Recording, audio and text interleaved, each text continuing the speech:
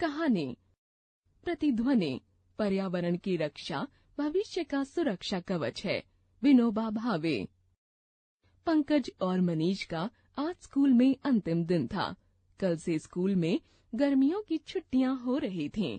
अध्यापिका ने छुट्टियों का गृह कार्य देने के बाद पूछा, इस काम के अलावा तुम लोग छुट्टियों में क्या करोगे?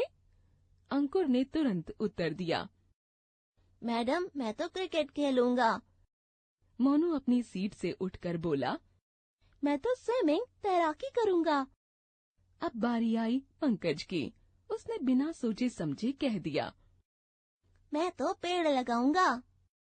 अध्यापिका ने खुश होकर कहा, बहुत अच्छा पंकज, तुम बहुत अच्छा काम करने जा रहे हो। बताओ, उसके इस काम में उसकी मदद कौन करेगा? मनीष ने अपना हाथ ऊपर उठा दिया।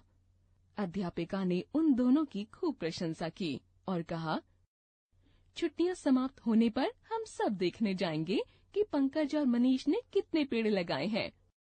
पंकज और मनीष को अपनी तारीफ सुनकर बहुत अच्छा लगा, परंतु कक्षा के दूसरे विद्यार्थी उन दोनों को ईर्ष्या से देख रहे थे।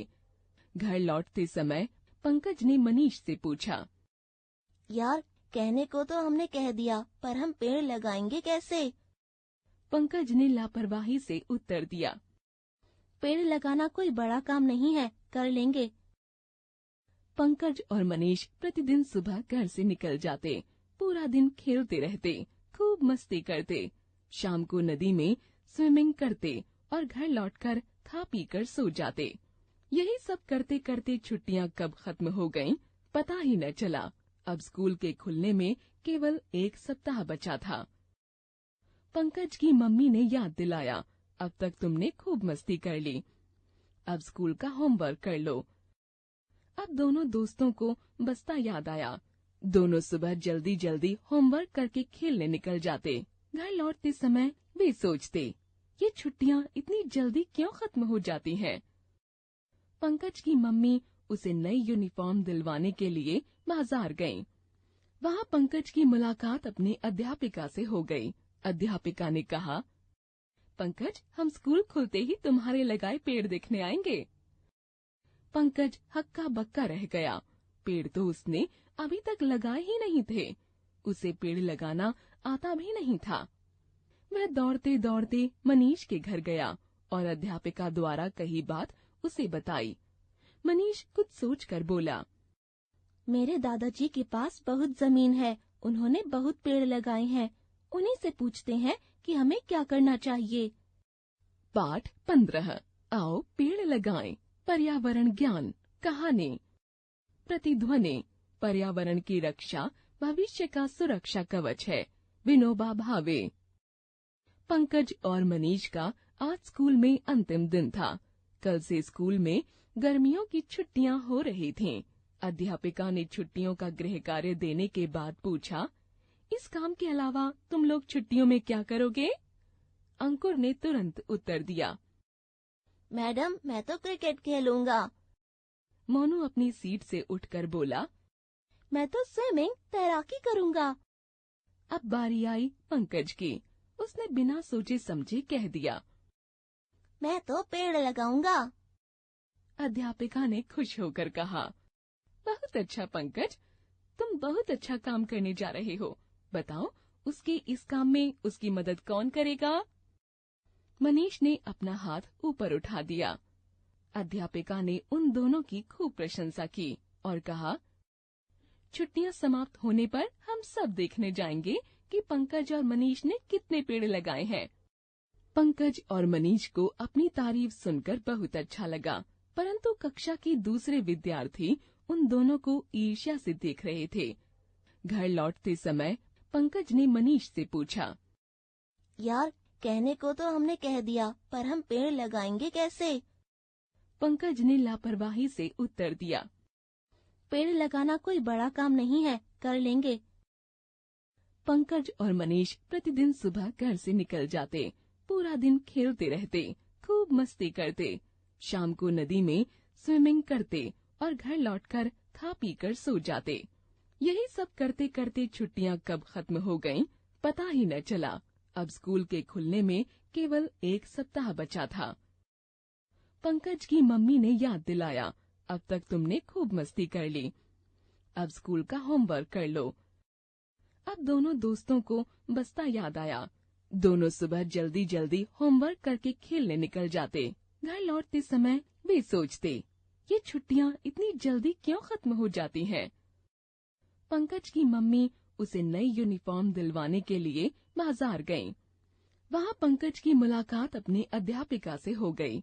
अध्यापिका ने कहा, पंकज, हम स्कूल खुलते ही तुम्हारे लगाए पेड़ देखने आएंगे। पंकज हक्का बक्का रह गया। पेड़ तो उसने अभी तक लगाए ही नहीं थे। उसे पेड़ लगाना आता भी नहीं था। वह दौड़ते दौड़ते मनीष के घर गया और अध्यापिका द्वारा कही बात उसे बताई। मनीष कुछ सोचकर बोला, मेरे दादाजी के पास बहुत जमीन है, उन्होंने बहुत पेड़ लगाए हैं। उन्हीं से पूछते हैं कि हमें क्या करना चाहिए। पाठ 15। आओ पेड़ लगाएं। पर्यावरण ज्ञान। कहानी। प्रतिध्वनि। पर्यावरण की रक्षा भविष्य का सुरक्षा कवच है। विनोबा भावे। पंकज और मनीष का आज स्कूल में अंतर्चय। उन्होंने अपनी जमीन में नीम, आम और जामुन के पेड़ लगा रखे थे। मनीष की नजर एक नीम के पेड़ पर पड़ी। उसने तुरंत पूछा, दादाजी, क्या यह पेड़ आप हमें दे सकते हैं? दादाजी हंसने लगे। पेड़ कोई कार थोड़े ही है जिसे तुम आज यहाँ, कल वहाँ और फिर और कहीं लगा सकते हो। यह पेड़ तो 20 साल पुराना है। पंकज ने धीरे से पूछा, तो फिर हम आज पेड़ लगाएंगे तो वह इतना बड़ा बहुत सालों बाद होगा? दादाजी ने समझाया, एक पेड़ को बड़ा होने में कई साल लग जाते हैं, पर तुम यह सब क्यों पूछ रहे हो? मनीष ने उन्हें पूरी बात बता दी। सुनकर दादाजी गंभीर हो गए। उन्होंने कुछ सोचकर कहा, तुम दोनों कल सुबह 6 बजे यहाँ आ जाना। मेरे पास कुछ बीज और पौधे हैं। पूरी रात वे दोनों सो नहीं पाए। सुबह सुबह वे दोनों दौड़ते हुए दादाजी के खेत में पहुँच गए। दादाजी के कहने पर दोनों ने जमीन की गुड़ाई की, खाद डाली, पानी से मिट्टी को भुरभुरा किया और उसमें बीज डाला। फिर कुछ पौधे लगाए। इस काम में उन दोनों को बहुत आनंद आया। अगले दिन स्कूल खुल गया। अध्यापिका ने उन दोनों के पेड़ देखने की इच्छा प्रकट की। पंकज ने दादाजी के खेत के नीम के पेड़ की ओर उंगली करके कहा, वह देखिए। अध्यापिका ने आश्चर्य से पूछा, क्या यह पेड़ तुमने लगाया है? यह तो बहुत पुराना पेड़ है। दादाजी ने बात संभालते हुए कहा, इन दोनों ने नीम के ही पेड़ लगाए हैं। दादाजी ने अध्यापिका और दूसरे बच्चों को खेत दिखाया। उन्होंने पंकज और मनीष की तारीफ करते हुए कहा, इन दोनों ने बहुत मेहनत से बीज बोए हैं और मुझसे वादा किया है कि हर रविवार को आकर खेत में काम करेंगे। अध्यापिका और सभी बच्चे बोले, हर रविवार को ये दोनों ही नहीं, हम सभी आएंगे, तभी तो चारों ओर हरियाली होगी, सबको ताज़ा हवा मिलेगी। जीवन मूल्य। हमें अपने आसपास के पर्यावरण का ख्याल रखना चाहिए। जीवन कौशल। पापा, यहाँ कितने सारे पेड़ पौधे हैं और हवा भी कितनी शीतल और स्वच्छ है।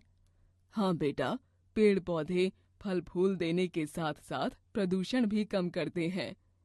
वह कैसे पापा? बेटा, पेड़ प्रदूषण फैलाने वाली गैसों, ध्वनि आदि को अवशोषित कर लेते हैं। इससे प्रदूषण कम होता है। बातों बातों में हमने सीखा कि पेड़ पौधे प्रदूषण को कम करते हैं, अतः ये हमारे लिए बहुत महत्वपूर्ण है।